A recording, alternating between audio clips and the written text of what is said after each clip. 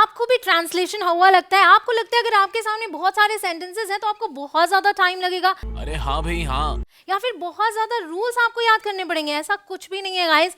आज मैं आपको दे रही हूँ एक ऐसी ट्रिक जिससे आप चुटकियों में ट्रांसलेशन कर पाएंगे, जिसे मैं कहती हूँ मैजिकल ट्रिक।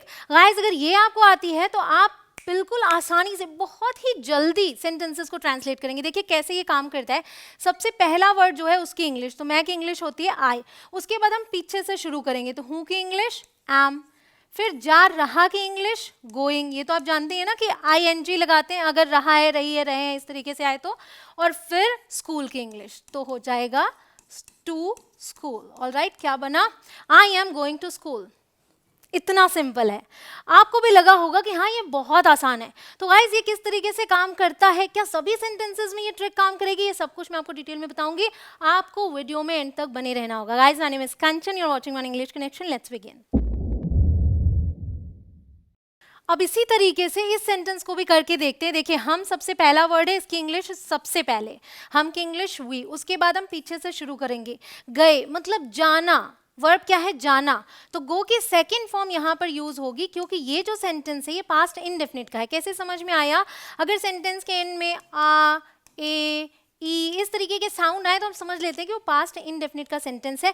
हालांकि ये इनिशियल लेवल के लिए होता है, बाकी चीज़ें आपको धीरे धीरे समझ में आ जाती है। अच्छा, ज़रूरी नहीं है कि ये हर बार हो, एक्सेप्शंस होते हैं। और इसीलिए मैं कह रही हूँ कि आप मेरे टेंसेज वाली वीडियो देख लीजिए, वहाँ आई बटन पर क्लिक करके आप देख सकते हैं ऑल टेंसेज इन 1 आवर। मतलब 1 घंटे में आपको सारे टेंसेज सीखने को मिल जाएंगे। और ट्रांसलेशन के लिए टेंसेज की नॉलेज बेहद ज़रूरी है, उसके बिना नहीं हो सकता। क्योंकि टेंस तो आपको पहचानना है ना कि किस टेंस का सेंटेंस है, फिर आप ये ट्रिक लगा दो, जल्दी हो जाएगा। So we went, alright. अब से होकर के लिए हम यूज कर रहे हैं थ्रू, ठीक है। फिर जंगल की इंग्लिश यूज कर लेंगे द फॉरेस्ट। देखिए हो गया, we went through the forest, pretty easy.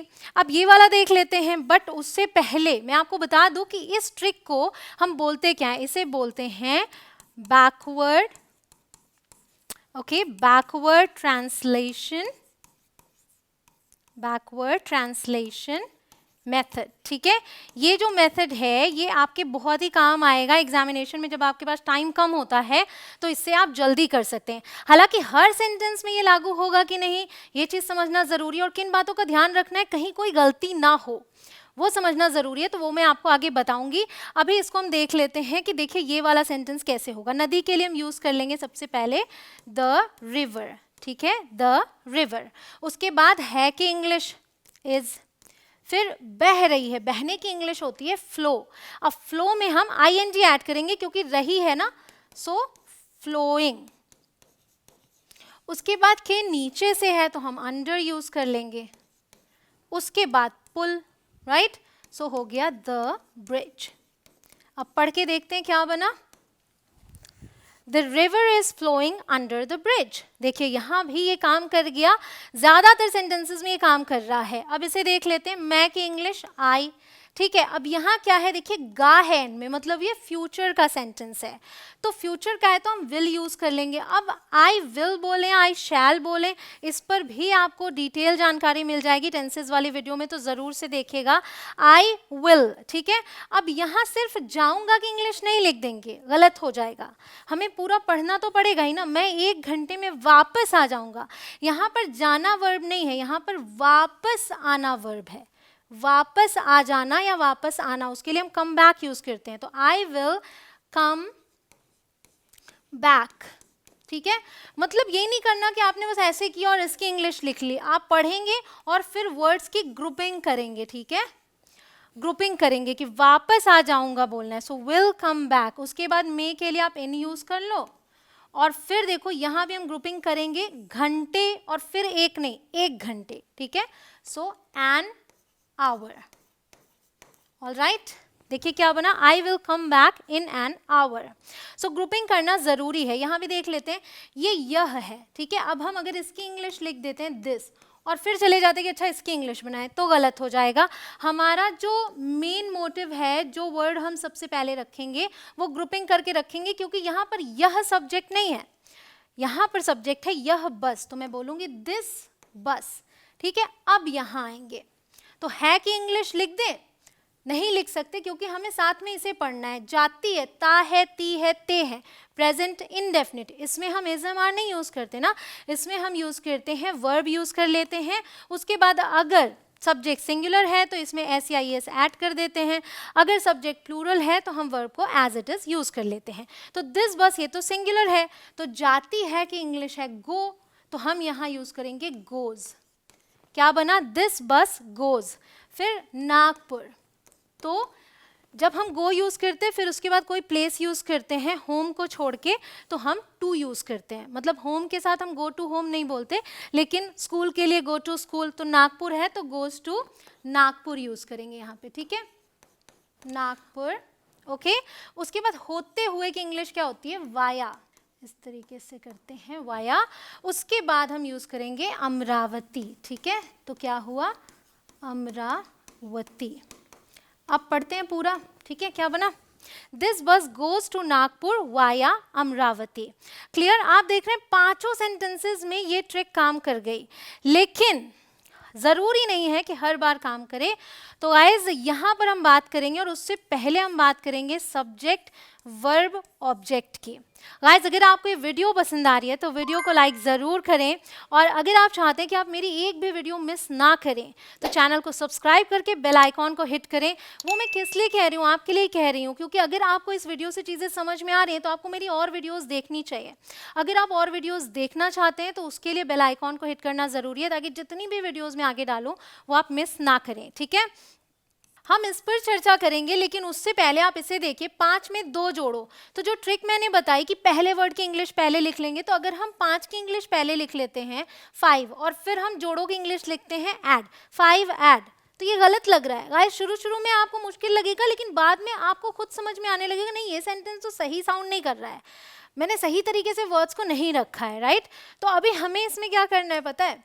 ऐसे सेंटेंसेस जो हैं इसमें तुम हिडन रहता है, ये इंपैरेटिव सेंटेंसेस कहलाते हैं। यहाँ मैं कहना चाह रही हूँ तुम 5 में 2 जोड़ो, जिससे मैं बात कर रही हूँ उससे बोल रही हूँ, इसलिए तुम नहीं बोल रही हूँ, सीधे बोल रही हूँ 5 में 2 जोड़ो। तो इंग्लिश में भी जो पहला वर्ड है वो है यू, जो कि ऑलरेडी हिडन है, ठीक है, हम उसे नहीं बोलेंगे यहाँ पे। तो शुरुआत यहाँ से होगी, मतलब पहले वर्ड वाला काम तो हो रखा है, वो हिडन है, तो शुरुआत यहाँ से सीधे ऐड से शुरू करेंगे, ऐड, फिर हम बोलेंगे टू, ऐड टू, और फिर मे है ना यहाँ पे मे, लेकिन मे के लिए हम इन नहीं यूज करेंगे, we add something to something, हम टू यूज करते हैं यहाँ पे। तो हमने टू यूज कर लिया, अब लिख देंगे 5, ठीक है। तो क्या बना? ऐड 2 to 5, ठीक है। तो ये हमारा जो यू है, जो हिडन है, वो हमें यहाँ से पता लगता है कि भाई सब्जेक्ट देखना है, वर्ब देखना है, ऑब्जेक्ट देखना है। ऐसा नहीं है कि बस आप शुरुआत यहाँ से करें और पीछे से करते चले आए, ठीक है। एक और देख लेते हैं यहाँ पे, कार की कीमत मेरी अपेक्षा से ज्यादा थी। तो यहाँ पर क्या हम कार लिख देंगे? जी नहीं, यहाँ पर हम ग्रुपिंग करेंगे, कार की कीमत, ये हमारा सब्जेक्ट है। कार की कीमत, बात किसकी हो रही है? कार की कीमत की बात हो रही है, all right. So the price of the car, ठीक है, ये है हमारा सब्जेक्ट। तो हमारा सब्जेक्ट हो गया। अब हमें चाहिए वर्ब, तो हम पीछे से यहाँ से शुरू करेंगे ना, तो वॉज यूज करेंगे थी के लिए।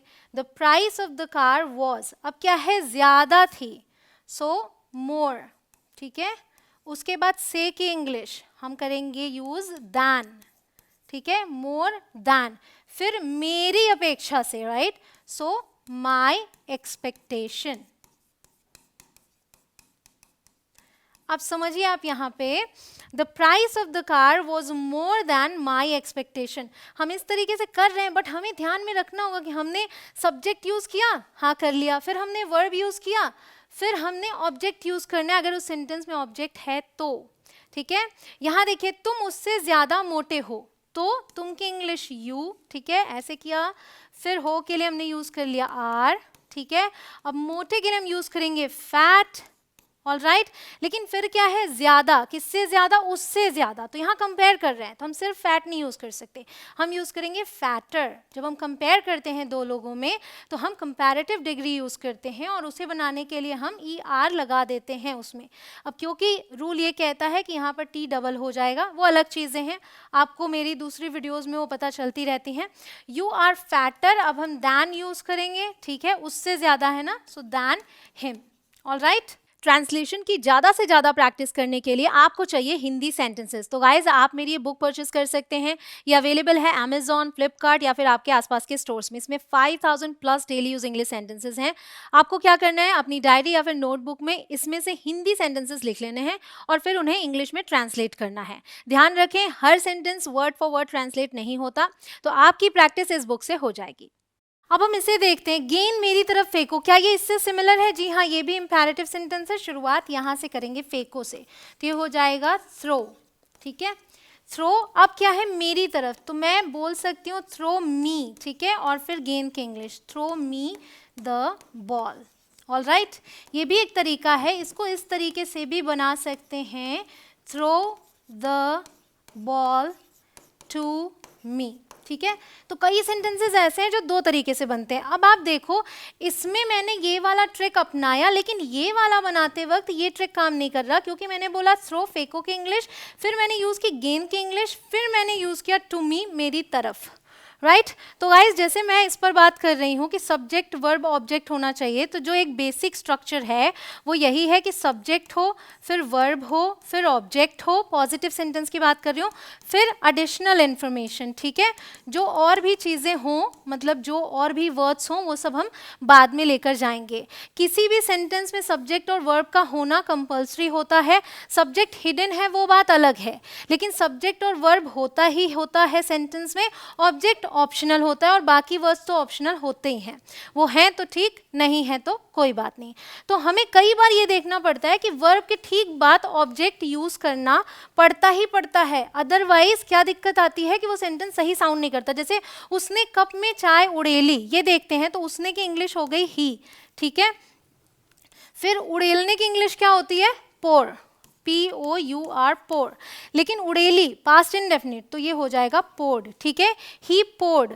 अब यहाँ चाय की इंग्लिश है द टी, ठीक है, he poured the tea in the cup, all right. अगर हम इस तरीके से चलें, जो फॉर्मूला मैंने आपको बताया बिल्कुल सही साउंड कर रहा है, लेकिन अगर मैं हिंदी के ही वर्ड्स को पलट दूं, मैं बोलूं उसने चाय, ठीक है, यहाँ कर दूं कप में उड़ेली, ठीक है, अब मैं बोलूंगी ही पोर्ड, ठीक है, उसके बाद कप में आ जाऊं यहाँ पे इन द कप, ठीक है, और फिर बोल दूं चाय, ठीक है, द टी, तो क्या ये सही साउंड करेगा?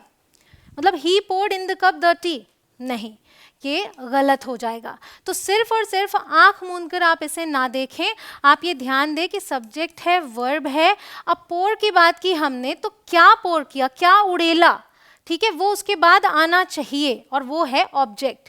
सो he poured the tea in the cup, ये एडिशनल इन्फॉर्मेशन है, या पीछे रखेंगे, द टी आप पहले रखेंगे। अब बात आती है कि हम समझें कैसे कि सब्जेक्ट क्या है। जैसे उसके भाषण के दौरान सबसे शुरू में ये है, तो क्या ये सब्जेक्ट है? जी नहीं। इस सेंटेंस में उसके भाषण के दौरान श्रोता पूरे समय जमाइयाँ ले रहे थे, श्रोता सब्जेक्ट है, ठीक है, सुनने वाले जो हैं, ऑडियंस, वो सब्जेक्ट है। तो हम कैसे समझेंगे? सब्जेक्ट जो है वो नाउन होता है। नाउन क्या होता है? आप बचपन से रटते आ रहे हैं, noun is the name of a person, place और थिंग, ठीक है, अभी आइडिया भी जुड़ गया है उसमें। मतलब नाउन जो है वो किसी का नाम होता है, ठीक है। जैसे मान लीजिए यहीं पे चलिए देख लेते हैं, जैसे राम है, ठीक है, चेयर है, ठीक है, चेयर भी तो नाम है ना, कुर्सी को नाम मिला है चेयर, तो ये नाम है। किसी शहर का नाम हो गया, ठीक है, प्रयागराज ले लीजिए आप, तो ये सब नाम है, ये सब नाउन है।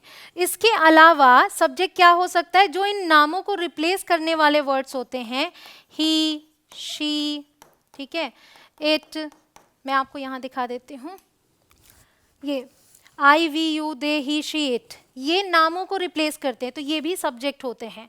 उसके अलावा ऑब्जेक्ट क्या होता है ये समझ लीजिए, क्योंकि वो भी समझना जरूरी है। तो ऑब्जेक्ट भी नाउन ही तो है, ठीक है, ऑब्जेक्ट भी नाउन है और इसमें भी आपको नाम मिल जाएंगे, ठीक है, इसमें भी आपको नाम मिल जाएंगे, या फिर इसमें आपको ही शीट नहीं मिलेगा, लेकिन इसकी जगह ऑब्जेक्टिव केस मिलेगा, जो कि आपको यहाँ पर दिख सकता है, me, us, you, them, him, her, it. Alright, अगर आप देखें ये सब्जेक्टिव केस कहलाते हैं, ये ऑब्जेक्टिव केस कहलाते हैं। सब्जेक्टिव केस और ऑब्जेक्टिव केस, इट दोनों सेम ही है दोनों जगह, और यू भी सेम है। बाकी जो प्रोनाउंस हैं उन्हें अलग नाम मिला है, मतलब नाउन की कैटेगरी में नाउन आप देख ही रहे हो, सब्जेक्ट की कैटेगरी में नाउन भी आते हैं एंड प्रोनाउंस आते हैं। प्रोनाउंस वही होते हैं जो नाउन को रिप्लेस करते हैं। तो सेंटेंस में ढूंढना बहुत आसान होता है। जैसे यहाँ अध्यापक है, ठीक है, अध्यापक ने हमें होमवर्क दिया, इसमें नाउन क्या क्या है, अध्यापक है और होमवर्क है, दोनों को नाम मिला है। ने, हमें दिया, ये सब नहीं है। तो अध्यापक करने वाला जो है, मतलब कौन, जो क्रिया हो रही है वो कौन कर रहा है, ये पूछेंगे तो आपको सब्जेक्ट मिल जाएगा, ठीक है। तो यहाँ पर होमवर्क देने का काम कौन कर रहा है, अध्यापक। तो यहाँ पर हमारा सब्जेक्ट क्या है, टीचर, ठीक है, द टीचर। ऑलराइट, और वर्ब क्या है, जो क्रिया हो रही है उसमें वो वर्ब है, तो देना क्रिया है, तो यहाँ पर हम गेव यूज करेंगे, ठीक है, द टीचर गेव। ऑलराइट, उसके बाद क्या दिया, ऑब्जेक्ट क्या है। अगर इस तरीके से समझे कि सेंटेंस में पढ़ा ऑब्जेक्ट क्या है, क्रिया का प्रभाव किस पर पड़ रहा है, वो ऑब्जेक्ट है। तो जो ये गिव क्रिया है, यहाँ पर गेव यूज हुआ है, वो किस पर पड़ रहा है, क्या दिया जा रहा है, होमवर्क दिया जा रहा है, राइट। तो होमवर्क जो है ये ऑब्जेक्ट है। तो जब हमने गिव यूज किया तो हमने बता दिया कि भाई क्या दे रहे हैं, उसके जस्ट बाद वो यूज कर लिया, the teacher gave homework, and फिर हमें है तो यहाँ पर टू अस यूज करेंगे, या फिर हम इस तरीके से भी इसे बोल सकते हैं, द टीचर गेव अस, ठीक है, द होमवर्क, यहाँ आप द भी इंक्लूड कर सकते हो, ठीक है, द होमवर्क। तो यहाँ पर ऑब्जेक्ट क्या था, हमें भी ऑब्जेक्ट है और होमवर्क भी ऑब्जेक्ट है। हमें यहाँ पर अस, देखिए यहाँ पर यूज किया ना हमने ऑब्जेक्टिव केस, समझ रहे। तो सब्जेक्ट अगर पहचान लिया, ऑब्जेक्ट पहचान लिया, वर्ब पहचान लिया, तो कोई दिक्कत ही नहीं है। पॉजिटिव सेंटेंसेस का यही तो स्ट्रक्चर है, सब्जेक्ट यूज किया, फिर ऑब्जेक्ट यूज किया, सॉरी सब्जेक्ट यूज किया, फिर वर्ब यूज किया, फिर ऑब्जेक्ट यूज किया। मैं कहना ये चाह रही हूँ कि जब आप ये वाला फॉर्मूला अपना रहे हैं, ये मेथड अपना रहे हैं जो मैंने आपको बताया है, इसमें भी आंखें खुली रखना है, ऐसा ना हो कि कुछ गड़बड़ हो जाए। तो जल्दी जल्दी करने के लिए काम तो आ रहा है, लेकिन रिवाइज जरूर करें कि आपने हाँ जिस तरीके से लिखा है वो सही साउंड कर रहा है या नहीं कर रहा है, तो ये आपके काम आएगा उस चीज में। ऑलराइट गाइस, अभी आपके सामने 3 और सेंटेंसेस है, ये आपका होमवर्क है। ये मैंने जो आपको ट्रिक बताई, ये छोटे सेंटेंसेस में तो बहुत अच्छे तरीके से लागू होते हैं, आपका काम बन जाएगा। अगर आप लॉन्ग सेंटेंसेस की भी वीडियो चाहते हैं, लॉन्ग सेंटेंसेस जिसमें 25 to 30 वर्ड्स होते हैं, बहुत सारी चीज़ें होती हैं, उन्हें कैसे किस ऑर्डर में रखना है वर्ड्स को, वो जानना है तो कॉमेंट सेक्शन में आप मुझसे बोल सकते हैं कि मैम लॉन्ग सेंटेंसेस पर भी वीडियो बनाएं। एंड उसके अलावा गाइज, अगर आपको ऐसी वीडियोस और चाहिए तो आप कॉमेंट सेक्शन में एक और बात लिख सकते हैं, जो कि है दिल मांगे मोर। ये होमवर्क आपको करना है, और उसके अलावा ये चीज़ें आप देख सकते हो। ये वीडियो आपको पसंद आ रही है तो लाइक आपने आई एम श्योर कर दिया होगा, अपने फ्रेंड्स के साथ शेयर कीजिए ताकि उन्हें भी प्रॉब्लम ना हो। एग्जाम में जो प्रेशर आप फील करते हैं उस प्रेशर को प्लीज़ मत फील करें, क्योंकि वो वही देते हैं क्वेश्चन पेपर में जो आप सीख चुके होते हैं। तो साल भर मन लगाकर पढ़ाई करें और इन सभी ट्रिक्स को यूज़ करते हुए जो मैं आपको देती रहती हूँ, अपने एग्जाम में अच्छे मार्क्स स्कोर करें। मिलती हूँ आपसे अगले वीडियो में, आप करते रहें प्रैक्टिस। जय हिंद।